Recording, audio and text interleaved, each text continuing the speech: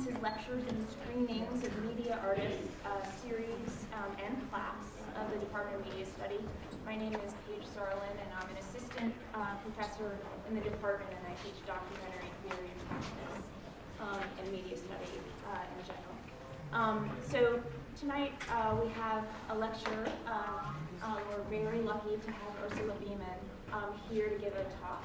I just want to say a few things about the series as an overall, just to let you know, for those of you, because for this is a public lecture, we won't have another public lecture until, let's see, March 30th, so almost 5 weeks, I guess, from now, and that will be gear loading.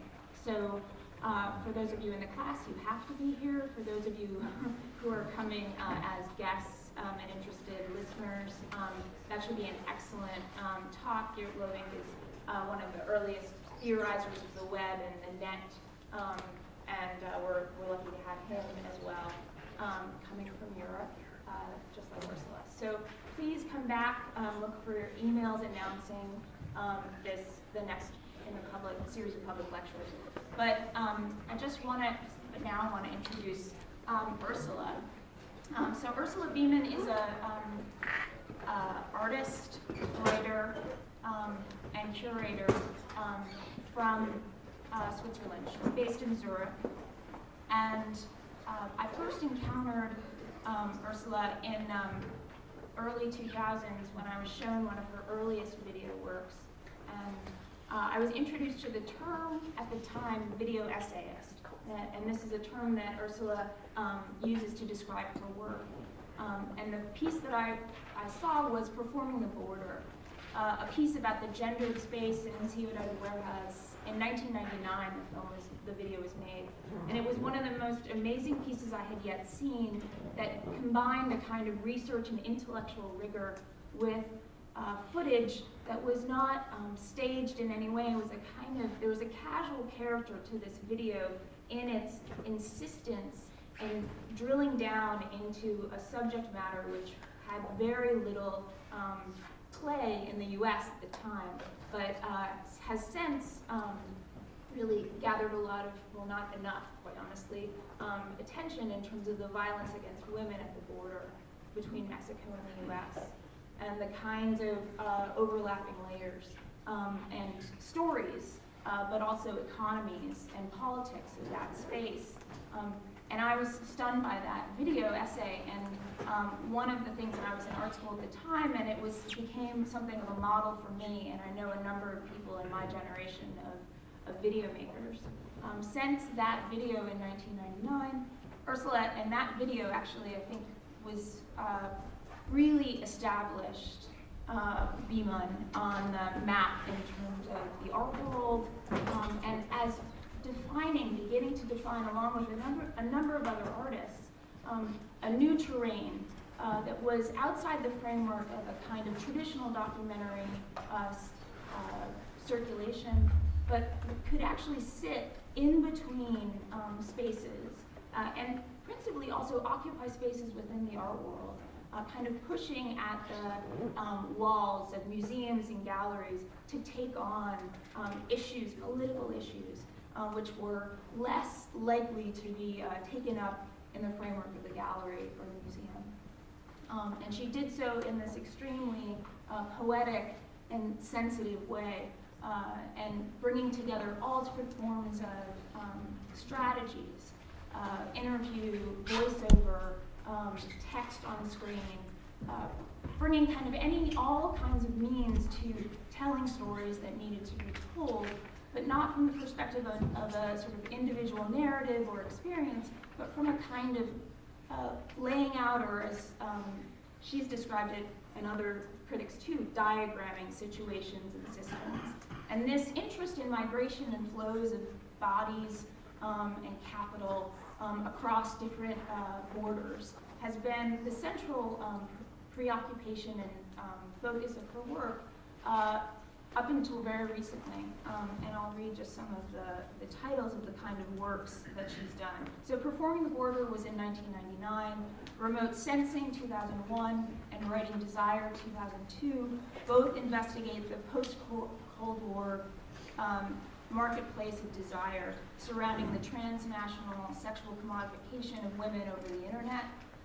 Europlex from 2003 examines the informal practices of domestic labor and smuggling activities that occur over the Morocco-Spanish border. Black Sea Files 2005 explores the Caspian multinational oil industry and its political and social effects on the surrounding Caucasus area.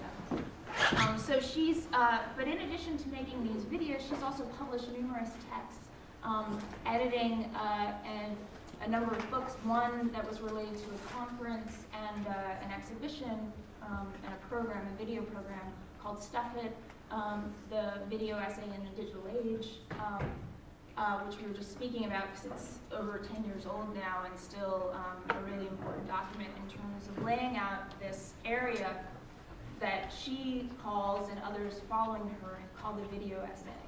And I've tried to sort of describe it. I think that one of the things that's most fascinating about her practice, other than being between writing, curation, and video, and I think it's important to say that the ways in which she's approached video work and media work more broadly is a kind of interrogation of media practices themselves. Not so much in terms of a direct critique, or even as a sort of supplement, but taking these different media layers as something to respond to and having a kind of deep sense about the ambivalence of media technology in all of the work she does and the impacts that they have on the stories she's telling. But I think that what's interesting for me is that as she's mined, to use a bad metaphor, issues around migration, her practice itself has been so multiple and varied in its formal approaches, taking up now, and not just now, more recently, installation, not just single channel video, taking up space, kind of finding video as a spatial practice. But more recently, she's moved into new areas, right? And her work has really shifted. And once again, it's moved into a kind of blind spot. Taking up questions of resource extraction and ecology alongside her concern with flows that now preoccupies her, these issues, these questions, and it's challenged her to transform her practice. And these are two of the projects, the most recent projects we're going to talk about today.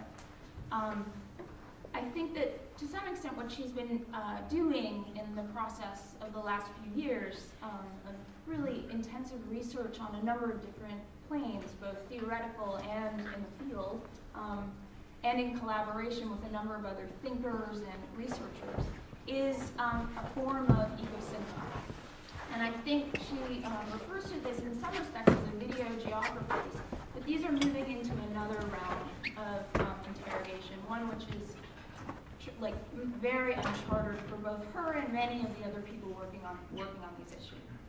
So one of the ways she calls it, and I think this is a fantastic sort of question, is what is sustainable representation? And hopefully she'll talk a little bit about that in terms of these two projects. But so I think that's enough for me. Except to say one other thing is that I feel like what's crucial about Ursula's work, and I hope you can see that from her pieces that she will show some of tonight and talk about, and she definitely demonstrated it with the grad students that we talked with for the last hour before this lecture, is that there's a kind of embodiment and commitment to her practice as an artist in relationship to the world. And what I find kind of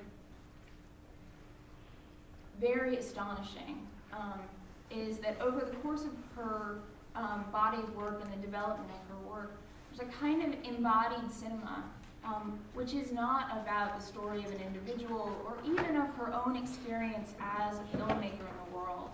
To some extent, what Biemann's investment and commitment to some of these politically charged issues and her commitment to finding and showing us different ways and different stories and narratives in the world and different structures, really, less narratives than systems of power and motion and mobility, is that she's actually giving us the opportunity and access to some of these same sorts of insights that she's producing as she makes the work. And I find that to be inspiring. There's just two poets from California, Juliana Spar and Joshua Clover, who, when asked, why do you make art in the face of, why do you write poetry when you're so invested in the kinds of nuts and bolts of the material world and the political implications and consequences, their answer was that what does the situation, what does the world, what does the situation need to be helped along? How can it be helped along?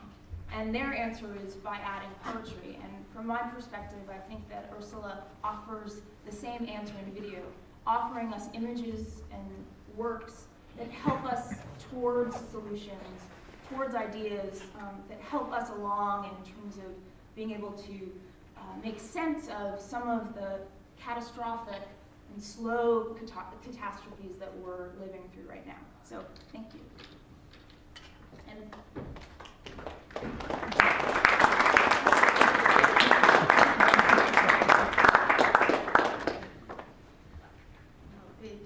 thank you so much for this incredible introduction, very generous introduction. I hope you recorded it on video. There we go. That was just about the best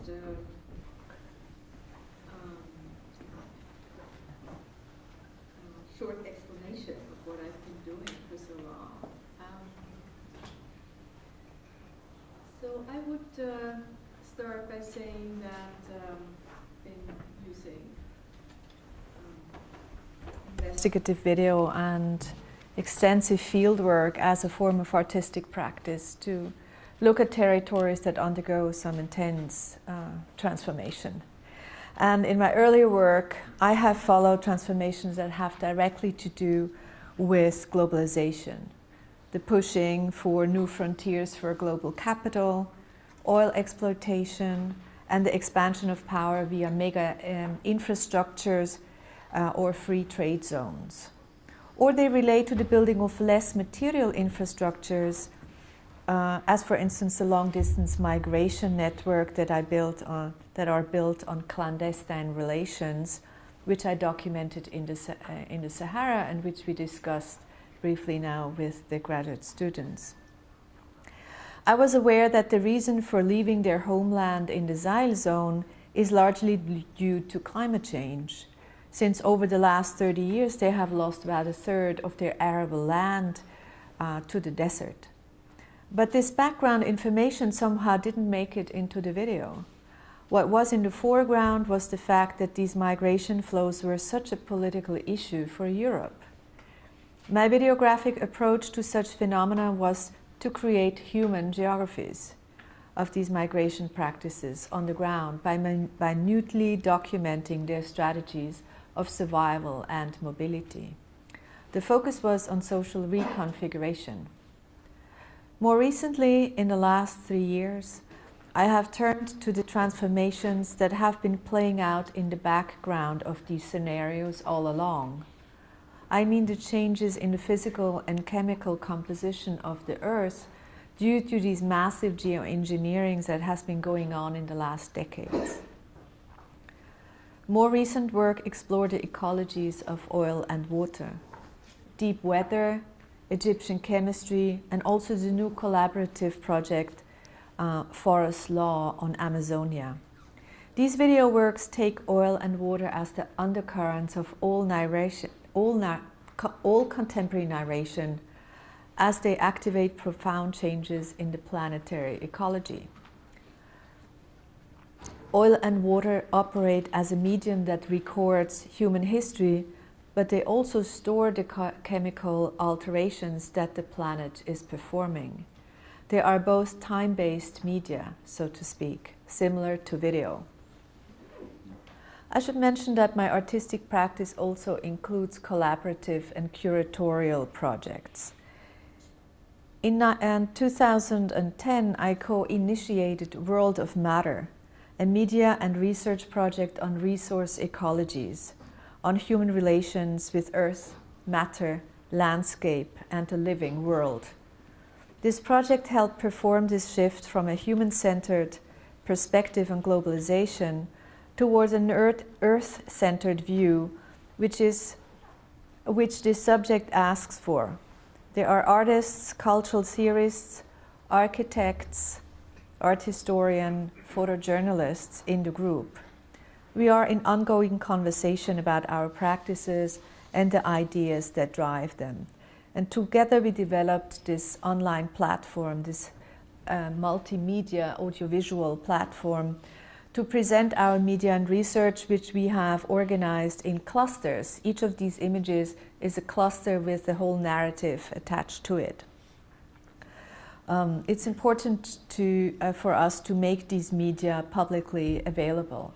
So we hope that artists, activists, and educators or anyone else will actually start using these media and these stories, which speak about many different resource geographies around the world. It's a cotton or copper on the water and oil extraction and land grabbing and so on. And they're all kind of interconnected through our system of keywords. Two of my recent video projects address the complex entanglement of oil, forest, climate, and geopolitics on this larger plane. Deep Weather was made in 2013, is doing it by engaging the earth as a closed system, and Forest Law by bringing indigenous cosmologies and the rights of nature into the arena. On their own terms, they look for conceptual and aesthetic tools with which to engage ecologies on these physically transforming planet. So actually I'd like to start by showing you a video. This is like if you enter one of these clusters, you would have a whole series of media files that you can just follow through. Sometimes there are texts plopping up, and there are suggestions of where else you could branch off into other geographies. There's another one here. And it also has a kind of the world map where that you can open these different locations, and you would have the whole range of media files that deal with the issues there. So let's see, we could just screen it here. But we have no sound right now. Huh?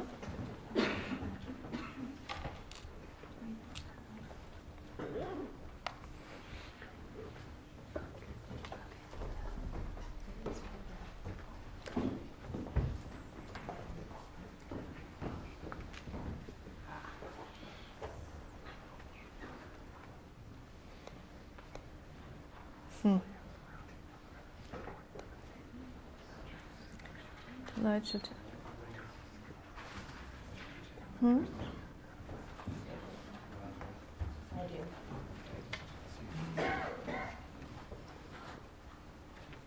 Let me see, I could also.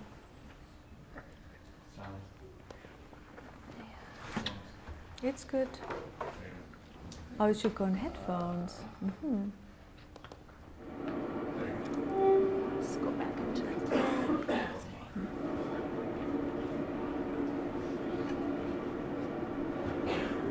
It's 9 minutes, so we can see the whole thing. It's short enough.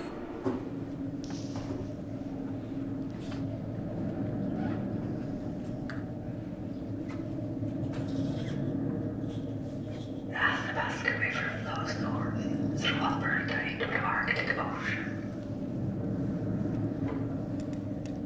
It feeds vast forests and wetlands and the native trappers and hunters who live on the game.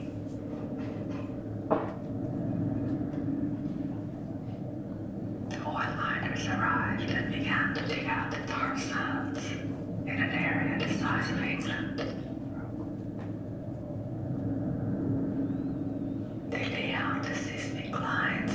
hand to sense the depth of his sonic waves, for steam-assisted gravity drainage of the tar deposits in deeper layers. Day and night they mine the black sediments and boil the Athabasca water to separate the tar from the clay. The toxic fluids collect in lakes, where rhythmic explosions keep the birds from bathing in acid.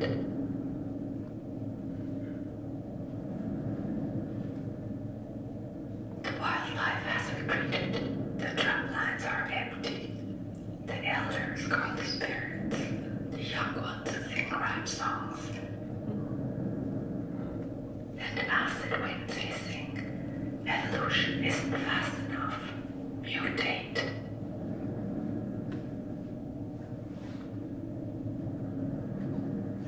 For 100 more years, there is enough stuff here for heavy fuel that will bring toxic clouds over the boreal woods and continue to warm and swell the seas, no longer to be witnessed, but elsewhere in equatorial zones.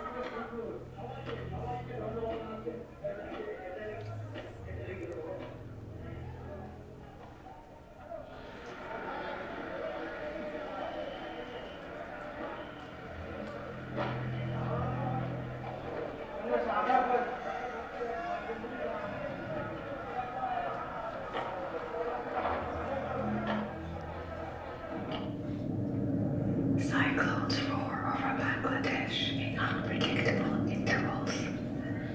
Powerful inward spiraling winds forming within circular motion, approaching at lightning speed.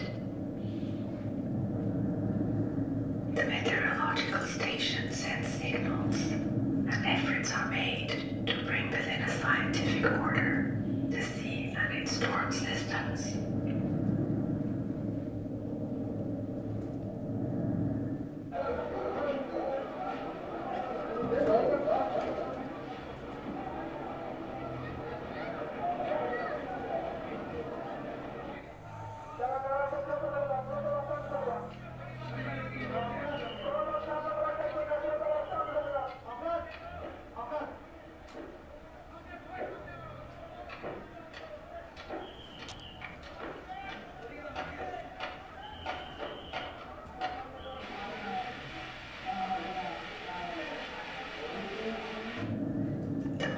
Operate as an alarm system.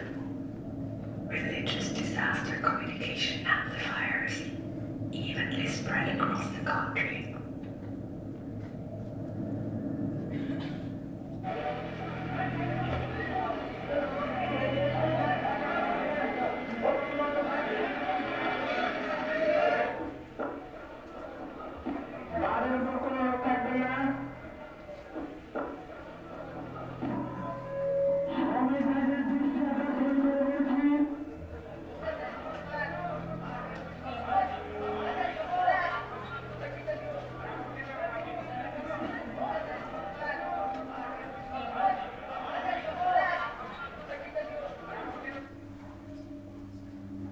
Populations along the coastal areas drown in their sleep.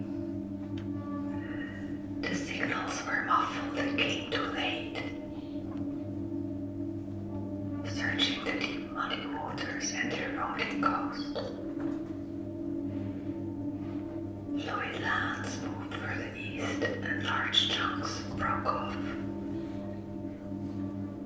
triggering uncertainty about the transforming living space. Where land is little more than a constantly fluctuating, mobile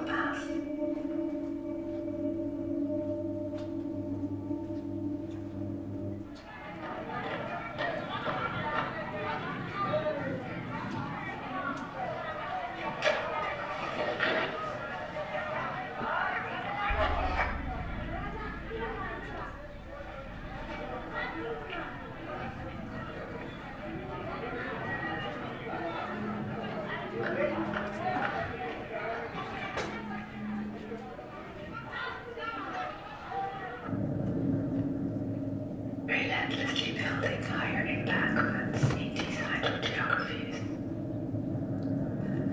Collective social actions to protect villages on the outer rim of these amphibian territories. Through self-organized humanitarian landscaping in tune with the melting Himalayan ice fields, rising planetary sea levels, and extreme weather events.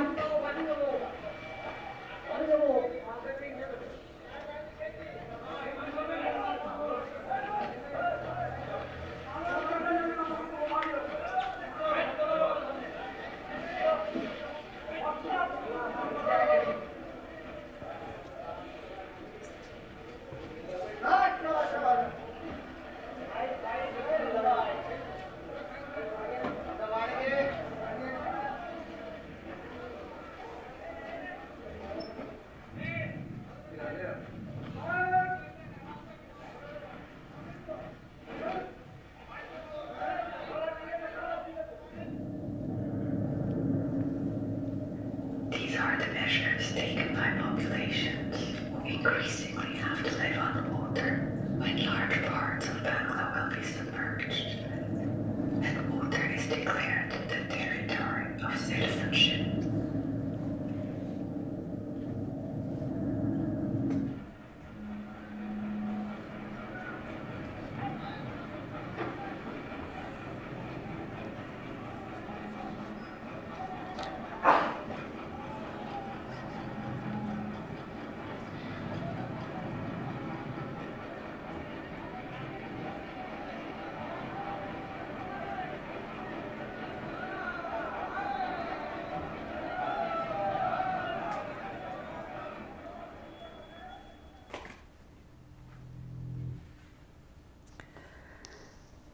The video speaks of a moment of crisis. At the moment when humans thought that we are technically in control of landscapes, energy, and resources, it dawns on us that we are less in command than ever, particularly given the unpredictable and non-linear climate change we are facing in the future. There is no control. There is only the fluid circulation between what humans do and how nature responds. And nature's response is not always local. Through the intervention in the fragile local biosphere or the marine ecosystem, an unbalance is happening way over there, a long distance from the site inflicted. People are baffled on local levels by disruptions created by faraway places. We live in a new reality but cannot represent this reality to ourselves. This time asks for a fundamental recalibration of our sense of cause and temporalities. And we need to find aesthetic means to communicate these in a way that reaches the imaginary, not just the rational mind. It's not more data and diagrams that are needed. Under the perishable sky, the world fuses together. Climate change forces us to deal with invisible dynamics. Timothy Morton speaks of global warming as a hyper-object, a very large, diffused object that is permanently present but not localized in a material sense. We cannot perceive them as a whole. All we ever see are its footprints. Since global warming occurs in much vaster temporalities, it phases in and out of the shorter human time frame of perception. That, according to Morton, is how it withdraws from our visibility. So from our mortal earthbound standpoint, the phenomena is partially eclipsed. There are gaps in our cognition that need to be breached.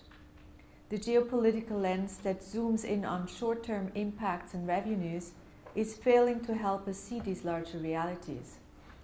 art can play a role in conveying the immaterial and somewhat spectral nature of climate change. For instance, by bringing remote and apparently unrelated locations to interact on the same visual plane. That's what deep weather is doing by drawing the connection between the relentless reach for fossil fuels with their toxic impact on the climate and the consequences this has for indigenous populations in remote parts of the world. The first part of the video comments on the huge open pit extraction zone for tar sands in the midst of the vast boreal forests in northern Canada. After the oil peak, ever dirtier, remote and deeper layers of carbon resources are being accessed. Aerial recordings of the devastated crust in the state of Alberta opens the view into the dark, lubricant geology. The project extends over an area the size of England, covered by ancient spruce forest and spongy wet moss.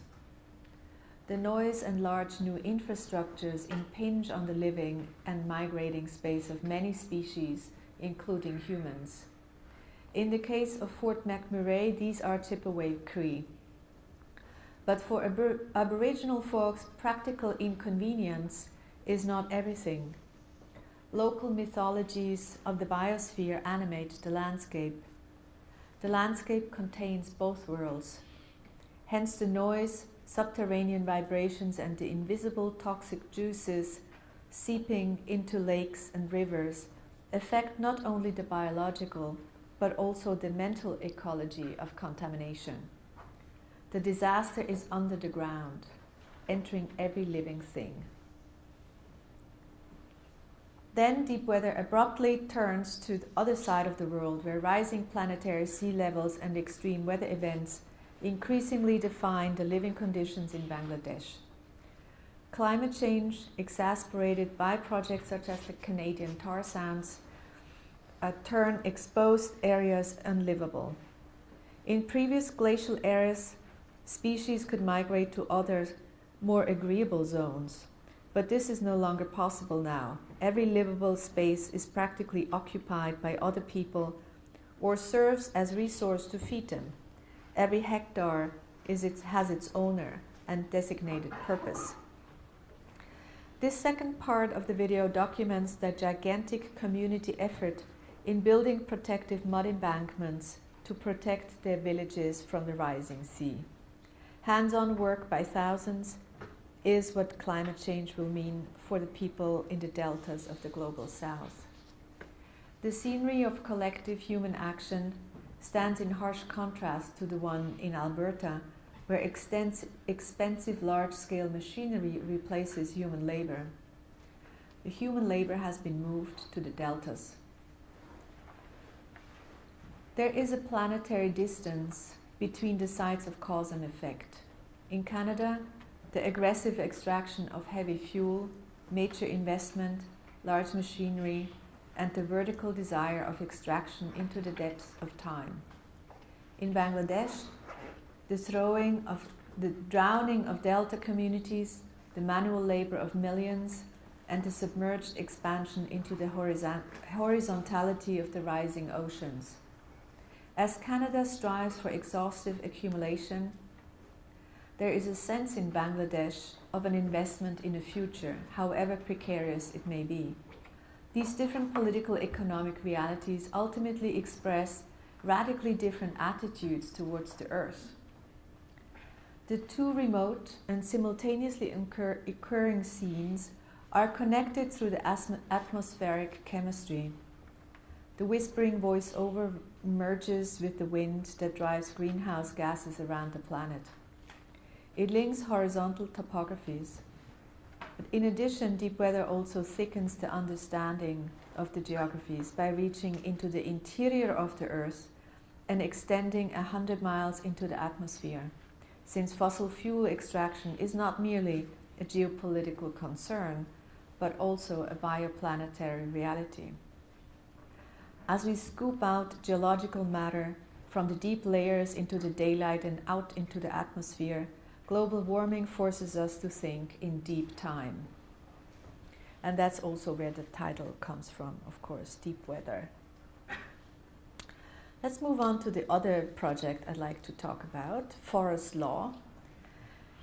The title refers, of course, to the rights of nature, specifically to important court cases in Ecuador, where the forest itself is chief witness and main protagonist.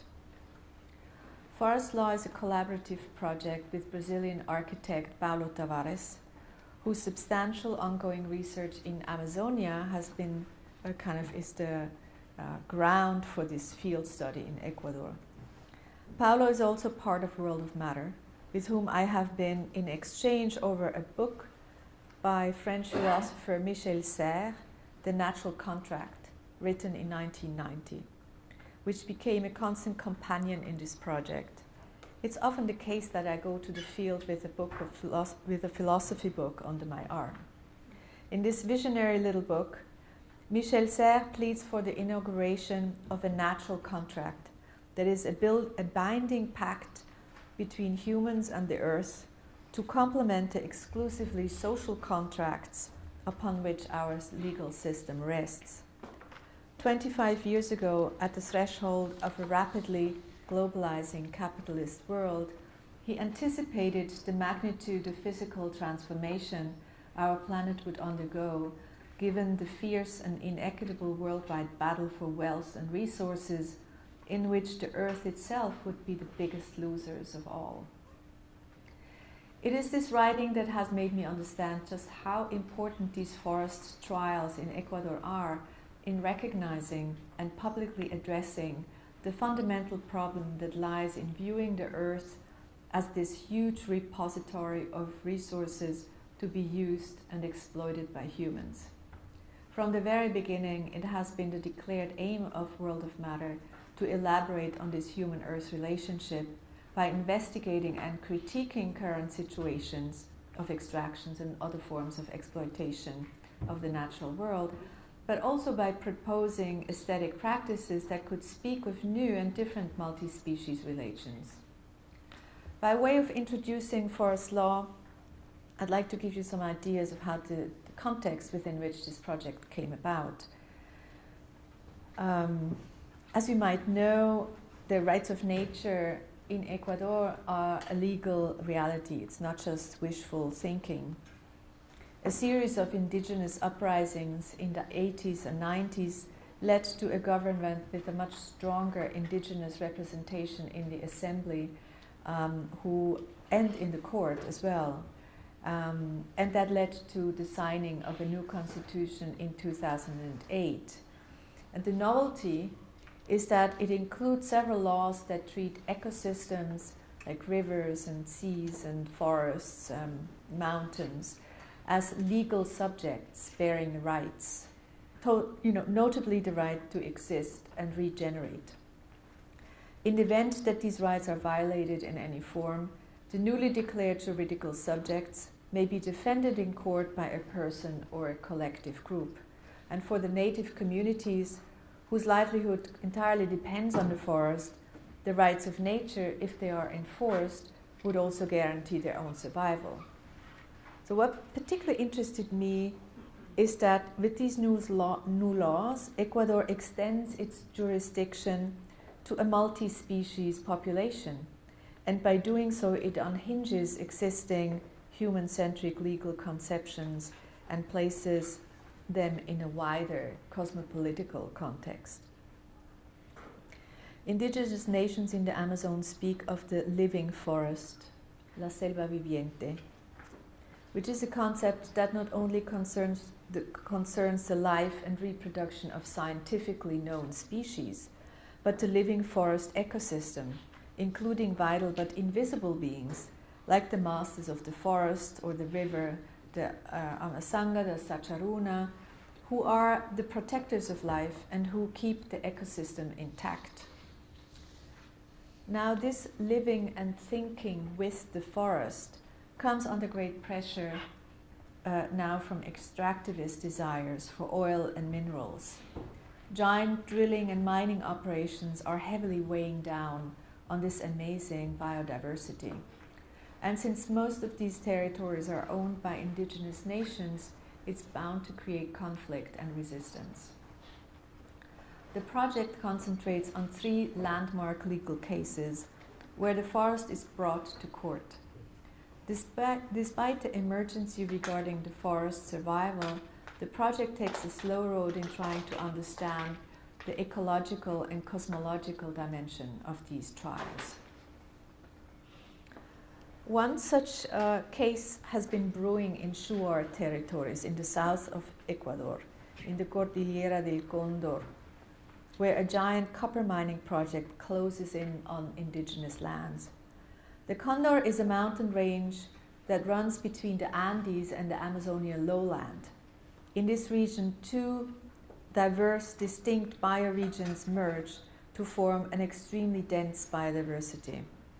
For the same tectonic reasons, there is also a great geological wealth on the ground, which is competing now with the efforts to keep this part of the forest alive.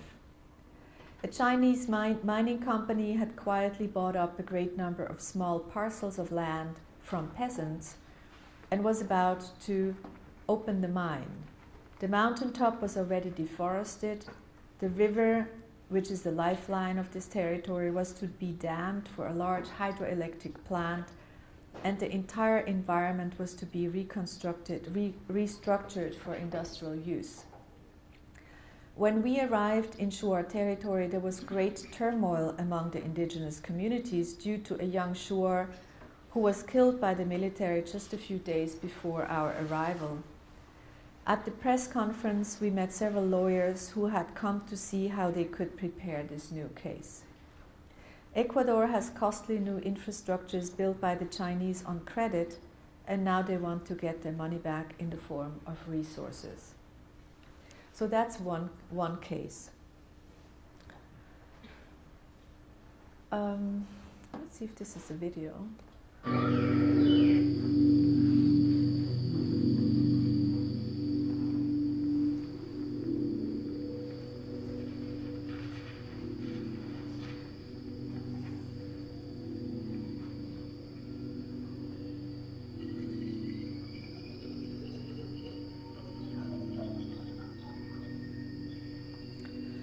Another unresolved case resonates through the film as this haunting memory of a large-scale contamination of soils and water caused by Texaco in the 70s. The forest law book elaborates on this history in much more detail, but in the video the case is not discussed. It takes the form of a mute forensic performance of unearthing this smelly nightmare. These images speak of the scientific forest. But at the heart of forest law is the case of Sarayaku, a Quechua people who owns a large territory that can be entered only through the river or through with a small propeller plane. They sued the state of Ecuador at the Inter-American Court of Human Rights for intruding into their space and open it for oil exploitation.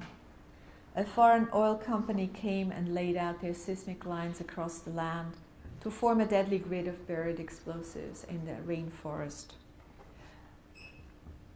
Paulo designed this map. He designed several maps, but this one here, most of them are based on satellite images.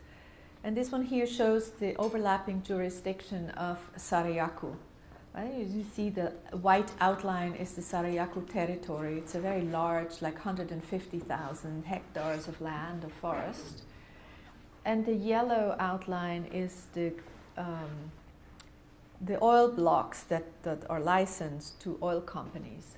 And you see the yellow dotted lines are the seismic, every I don't know how many kilometers you have a explosive buried on the ground for every of these yellow spots.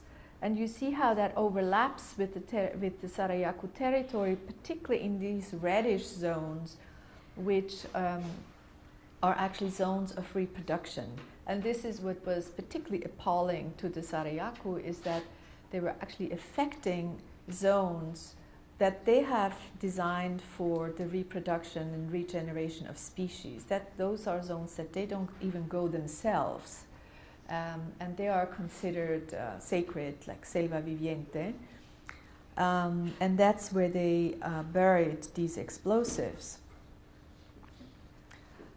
These sort of maps, by the way, they're not only a form of representation, and they're no longer satellite images. Satellite maps are no longer used just as this top-down power tool by states and corporations.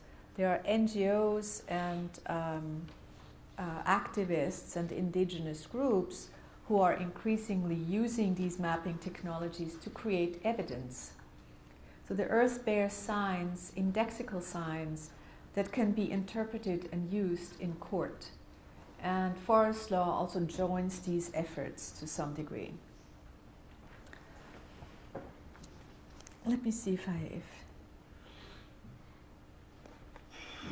La selva viviente es la selva de los seres, la selva de por donde los micro, macro organismos se intercomunican, se interconectan con nosotros, donde vamos a tomar energía para nuestras emociones psicológicas, físicas.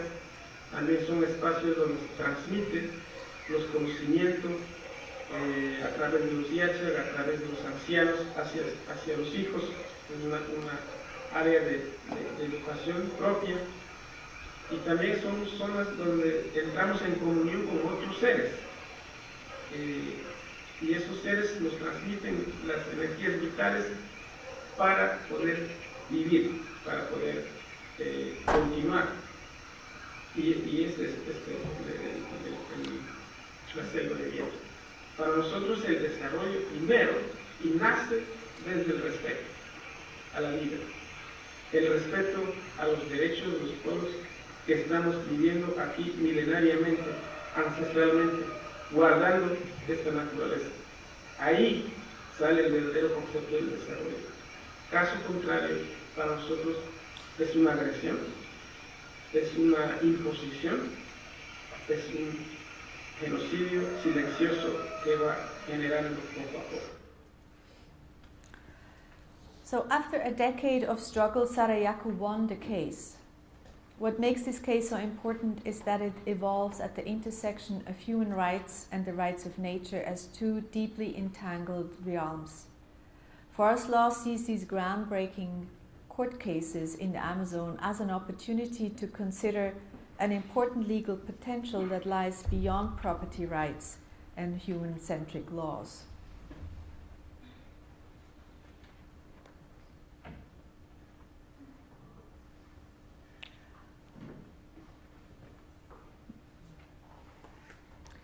The video is set in times of global warming. The prologue evokes the Earth as a living planet in the Amazon and the Amazon as a vital part playing in keeping her alive. The narration is set in the future, looking back at the year 2014, when major decisions about the remaining parts of the forest are being discussed in court. In other words, forest law posits itself in this conditional future that is shaped by the decisions we are making now. This complex forest ecology is a form of present and future generating existence, as Eduardo Kohn explains, a place where long evolutionary chains meet the legal future system for Earth. So what unfolds at present in this remote corner of the rainforest is of worldly importance. What moves to the foreground of our intellectual attention are the most material concerns. No longer the passive backdrop to human history, the landscape, nature, and matter itself turns to the fore and becomes the subject of aesthetic scrutiny. Toxic waste, for instance, that is spilled out after extraction that remains a jarring presence in the tropical forest 30 years later, comes under forensic scrutiny before forest law. The evidence brought to the surface speaks of the perishing worlds with whom the law has no... Oh, I have the soundtrack of this, huh? No.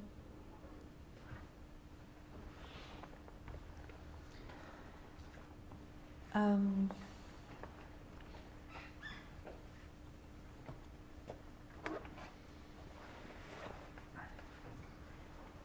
I wonder where I left off. I'm sorry. Yeah, the evidence brought to the surface speaks of perishing life worlds with whom the law has no relationship. We have parceled off the land into small cells that can be owned and exploited, while entire living systems of the earth are remained legally invisible. The project attends to matters of justice, where indigenous rights coincides with claims of climate justice. So the installation is actually, it's a synchronized double video that is installed in this way where actually you stand in the room and the forest is about 5 meters high. And in this kind of stereo optic, the videos expose a landscape that is populated by all kinds of sentient beings who inhabit different dimensions of reality. Minute copper deposits, forest spirits, indigenous councils, scientists, medicinal plants, international law, global oil corporations, river systems. By addressing this complex ecology of practices, forest law delves into cosmopolitical considerations, the politics of humans and of everything else. The shift from worldly to cosmic politics raises the question of how do law, ecology, and cosmology conceive of the global, the cosmos, of something common to go by. If realism has made us see that reality is something that needs to be built rather than something already there, we can assume that the common world too needs to be made, not just represented. The question rather is one of composition. What world do we want to compose? With what entities? Through what process? Anadzing speaks of the work of the universal, which consists of a lot of fragile and unstable interactions rather than an abstract, programmatic, top-down approach. Forest law contributes to this endeavor modestly by tying local ecologies to a larger entity that Ursula Biemann calls environmental world citizenship, where the rights of nature are brought in contact with the kind of thinking that has emerged from years of developing a practice of global social connectedness. Thank you.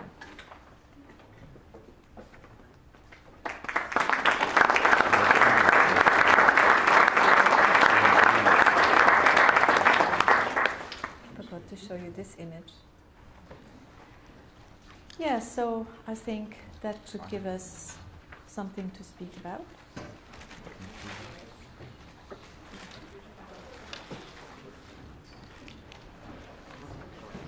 Great.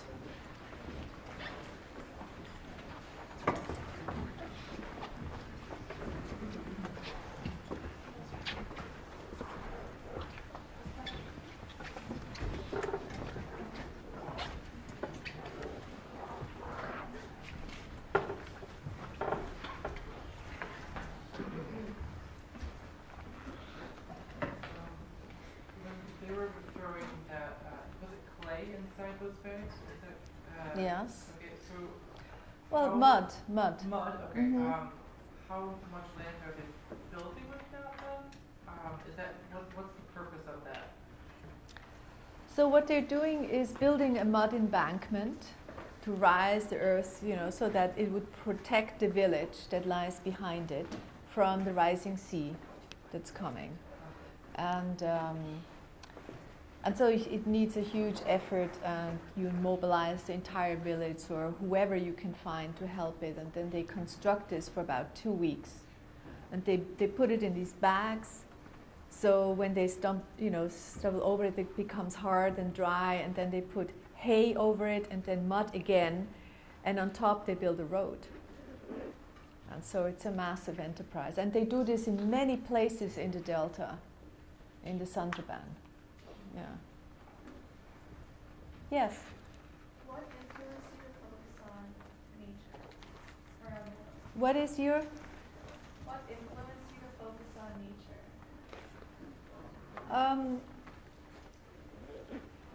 Well, I think the focus is on human-Earth relationships, because it really comes to the fore right now, because there's a very noticeable crisis, and I think there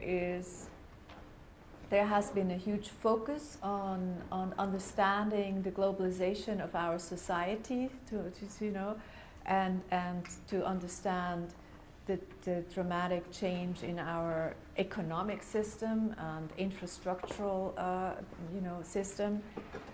And there has been really not enough focus on what happens to the planet all this time.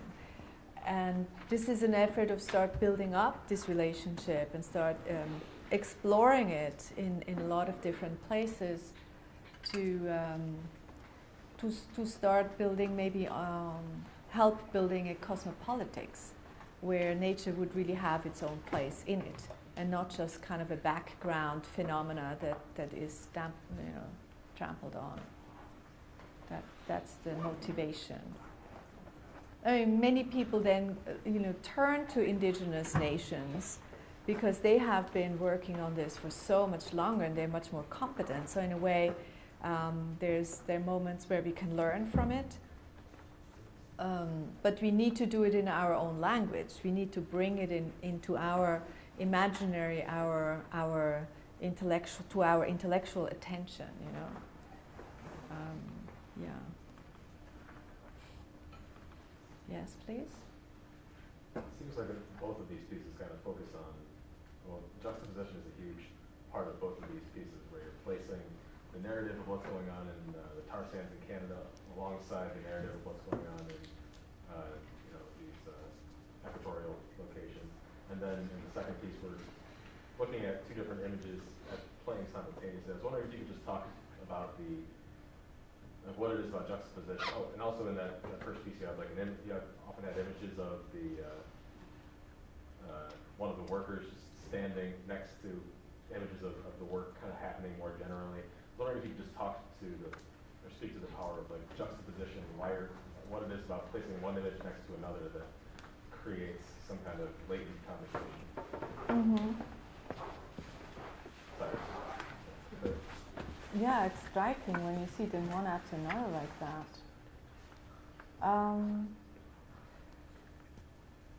Well, maybe one explanation would be that I come so strongly from this border discussion, that I help building up also.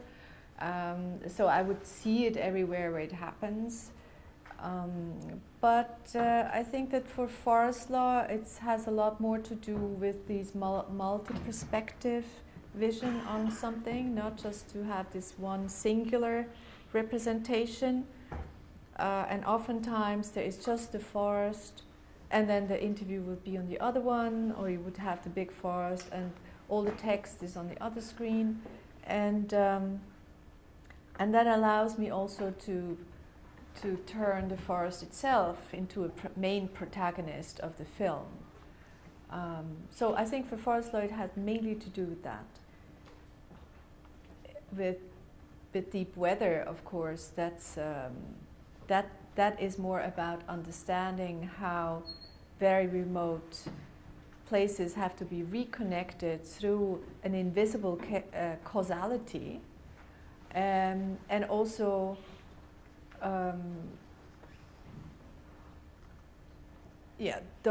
that is the system that connects these two places, but it engages in addition different temporalities that are much longer, much more, much larger scale temporalities that is implicated in something big as as global warming. And I feel we need to develop a lot of different means that start to make these larger scales comprehensible and perceptible for us, because they're not there. And just reading statistics is not going to help us really get it, That's my sense. So I'm going to start engaging in some of these activities.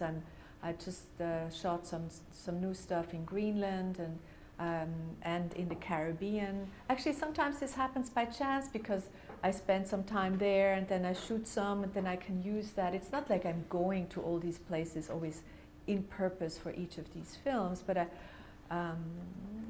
they help me articulate these remote localities and bring them sometimes in a very short narrative. Yeah. Yes. Given that other cultures around the world might not have such a deep connection with the natural world that people in Ecuador might have, do you think that the legal strategy of identifying these, ecosystems as legal entities is feasible around the other parts of the world, given that there isn't such a deep cultural connection and maybe people feel more distant to nature? I think it's not only feasible, it's absolutely necessary that this will happen. And I think it will eventually happen. And I think these rights of nature is, that's why I'm actually making this film also. This is a model that we can make it, look at Ecuador as a model that could be used for more universalist rights of nature.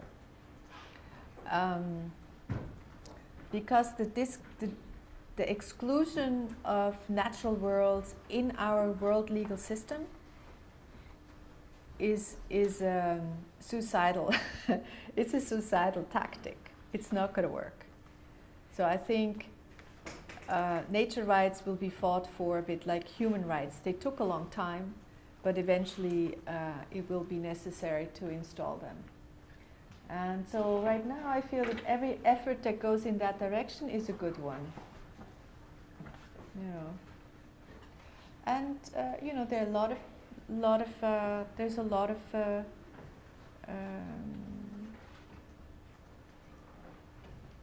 has gained a lot of traction in recent years.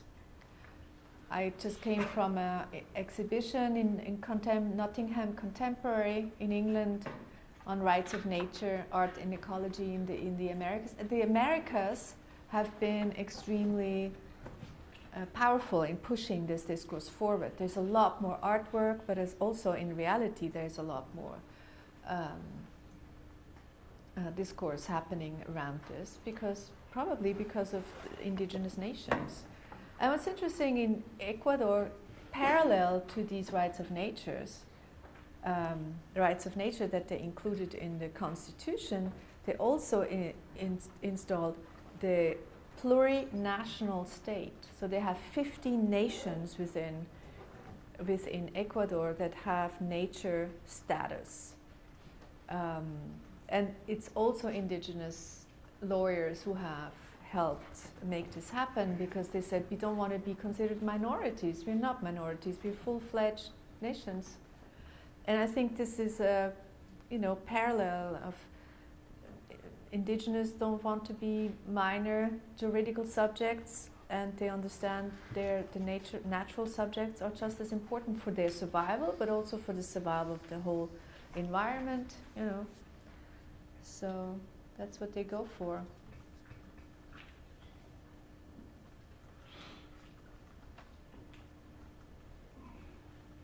Yes. Just as we see these environments as quite exotic in a general way, and we see actors in these environments struggling to understand what's going on.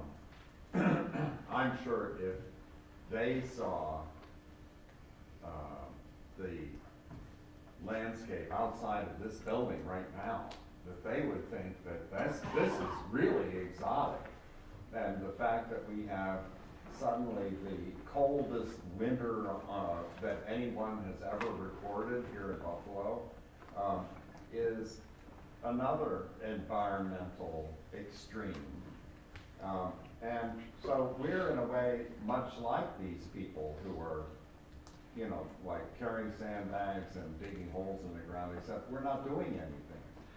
Is there a way in which you think that you can help us to find ways that we can take action? Well, I'm not sure art can really do it in that direct way.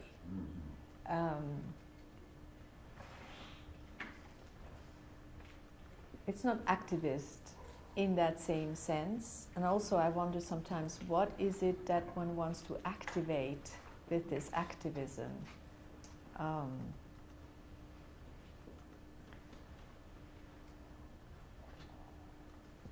Yeah, what does it do? Is that the question? Well, in part, but also, let's say, do we need to go to such a faraway place as like Greenland or Ecuador to explore these things, or can we do that in our own backyard? Yes, you can do it in your own backyard. I think there is this art and ecology, or ecology in art, has really been focusing very much on local ecosystems. And we talked about this briefly before. I think this had a lot to do with the environmental movement or ecologists being quite suspicious about globalization because it was so driven by corporate interests. So they, stood away. But in the meantime, I think that a lot happened in social discourse, critical discourse, to understand this globalization and these larger planes of explanation. And the eco-art movement really didn't benefit all that much from all this new knowledge. I think it's time to bring those levels together more. And that's also what I try to do by, I'm showing something local that's happening on the ground, these micropolitics of people actually doing something, But I also want to connect it to a global scale. And I do that by either engaging in, I do it more recently by connecting it to global warming, which is a systemic approach that is a physical, natural one. Or I do it by, I used to do it much more by bringing it on a global scale, making these global connections while connecting them to these micropolitics. Or I do it by bringing in a much more theoretical, abstract level. So I've been doing this in various ways, and sometimes all together. Because I think it's important that we get we don't disregard the specificity of these localized, political, gendered, spatialized things on the ground, but to not forget that they are interconnected through all these mechanisms that we also really need to understand. Yeah.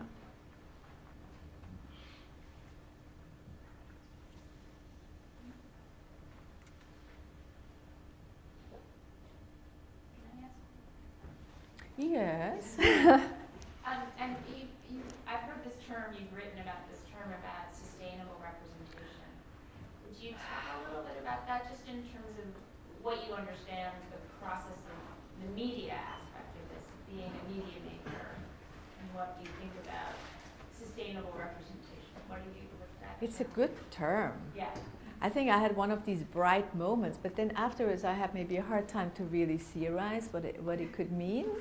And I was hoping other people will pick up on it. But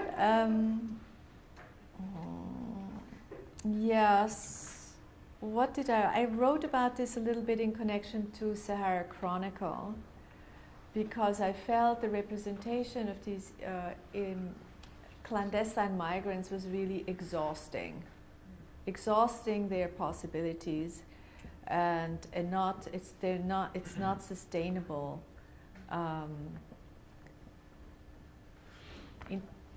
It had to do with that, right?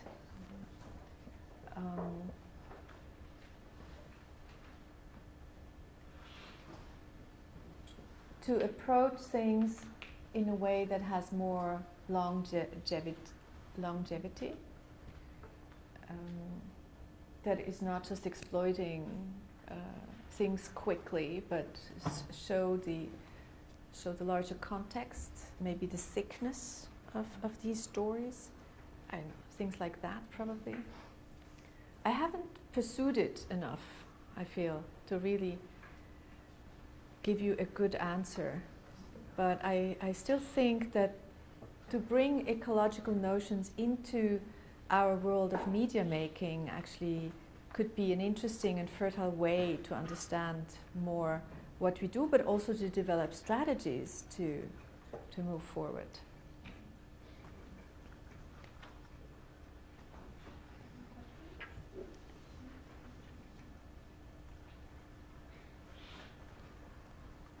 As a filmmaker, because like all these terms like global warming, they are very Abstract? abstract terms, like it's invisible, you cannot see them. So to many people, we can't grasp the concept well, even when it's on the news or in the video, but we don't really care about it. So through your film, you actually have a target audience in mind when you create your film.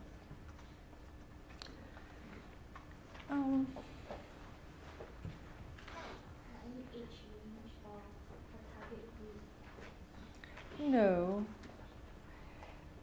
I just made my films the way I think that helped me think through some of these relations and to find out where I am in terms of media making, my own interests, you know, how do my own interests, can they articulate and form the best possible kind of media that I can achieve.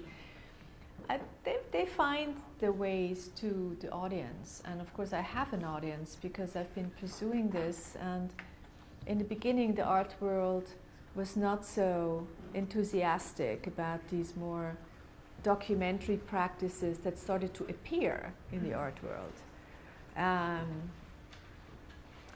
But little by little, actually, I think it had to do with the number of reasons that artists started to work in documentary ways. I got more accepted, and especially when I started to work with installations.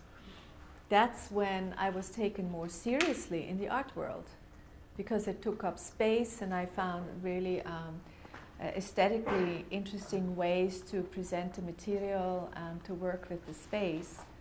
And from then on, really, museums didn't have any problem with showing this, and biennials also. And international biennials, you know, I showed some of it in Istanbul, Sevilla, and Shanghai, and many other places. Liverpool is a big one. Some of them have like 130,000 visitors. You know, not all of them are art experts, obviously. So you address actually a really wide audience, even if you never show on TV at all.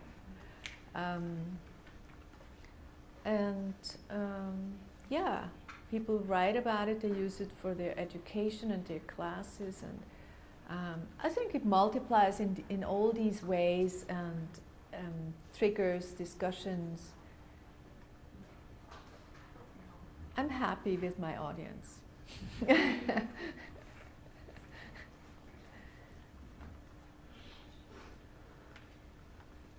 Yes. In the video about the thing in Bangladesh with all the sand and stuff, I don't know if you interviewed them personally, but do they have thoughts on what do they think about why this is happening, the bigger picture? I can hardly hear. It's so. Do they have thoughts on the bigger picture and why that's actually happening? Yeah. I don't know in detail what happened to these villagers out there, you know. I mean, it took me 2 full days from Dhaka to even get to that region, and nobody seemed to know where that was happening. So I think there is certain flow of information that doesn't always reach these outer spaces. But of course there is huge discussion and newspaper and everything about all these very detailed, you know, these water issues in general, And they have a very elaborate warning system now. As I say, you know, during the mosque system, which has a kind of an amplification of everything. So they're extremely aware and discuss it frequently. And so are, of course, these indigenous people in the Amazon. I mean, they are the ones who are really at the forefront of these groundbreaking legal reforms. And you can see how articulate he is about explaining the situation he is in. I mean, he was the chief of Sarayaku, but there are many other activists that speak out in the video, or lawyers and scientists who, yeah, it's not like they grapple with, you know, they totally understand. They explain us, in fact. I mean, he gives, another one really has a complete Gaia theory that he puts forth, and it's thanks to Bruno Latour and people like that, you know, James Lovelock and Stengers and people like that, that help us understand now what they were saying all along. You know, I think we have to think that way, because they've been saying, and they wonder, why are they so, I mean, how hard is it to understand what we're saying, you know? And so yeah, no, they, you know. Could you say a word or two about that travel that you were talking about? You said it took 2 days to get there, but I'm having a hard time imagining how you were traveling, or how many pieces of equipment you have to bring, and what you do, or maybe there's you have a whole group of people with you, or whether you need a lot of money, you know, to do this, or, you know, in other words, sort of what are the mechanics that you've experienced in realizing your work in these different places? Could you say something about that? Mm-hmm. Yes. Even how heavy the equipment is, or. Well, I was only for 2 weeks. I usually traveled somewhere for 2 weeks. I'm not someone who can stand it very long. It's too exhausting. It drives me crazy, you know. And usually I can do what I need to do in that kind of time. And I very often travel on my own. And for this trip, I knew that, I mean, in the Sahara, everyone speaks French, and elsewhere I know the languages, but in Bangladesh, I needed to organize someone who helped me organize the trip on location, because I just could not do it myself. So he would be an organizer who can translate, but he didn't drive. So I had to rent a car with a driver, plus him as a translator. So we were like this, you know, 3. But I was the only one to carry my equipment, you know. And it's just a small high definition camera with a monopod, because I couldn't even put a tripod anywhere, you know. It was just, and I was filming numerous things. I was traveling around Bangladesh, but I had this image in mind because I had read a very small article, like only like 5 lines, of a trainee who had worked for a humanitarian organization who had helped building such a mud embankment for a few days.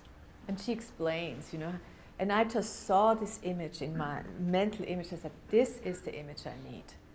And I tried to convince the driver and my translator that I wanted to find out where such mud embankment building was happening.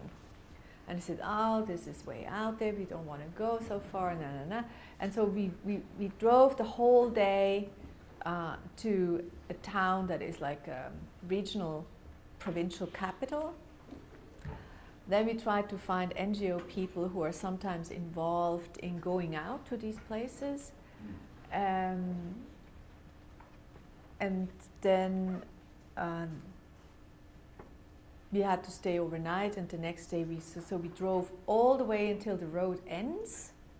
That was a half a day, And there we could take a speedboat and we just went up the river to see if anywhere maybe there is a mud embankment. And I insisted, like every hour I had to convince them, you have to go on, you go on, we're not going to turn back. And you know, I was so happy when the image was there.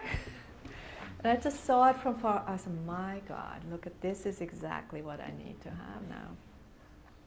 So I was very impressed.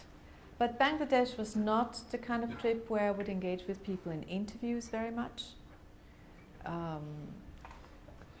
And also the focus was not so much on how people feel about this and that and what they know about it, but really more about showing what is happening here and what is happening there. And so that moves away, you know, from something that you might expect. Maybe you see these images and you want to know more about the social conditions and this, that. No, I'm not giving you that, because the film is not about that. You know, you have to read up on the internet for it if you want to know more. But I decide what I want you to look at. That's the thing. And for this to happen, you have to be sometimes quite radical and resist also giving information that people expect from you, because they're so channeled in expecting from documentaries to deliver certain things. And that's interesting to me, you know? Because I'm not working for TV. I don't have any rules to follow. I'm an artist. I can do anything I want. It's great.